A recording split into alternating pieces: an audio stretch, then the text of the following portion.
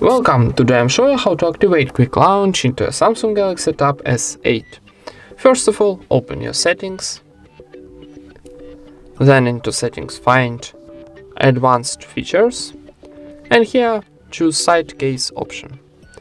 And here first option in the list will be double press to power key. Activate this option and choose, for example, Quick Launch Camera, or open up what you want.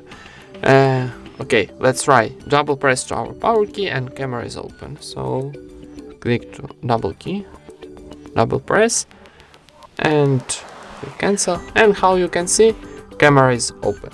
And that's it. Thank you for watching, leave thumbs ups and subscribe to our channel.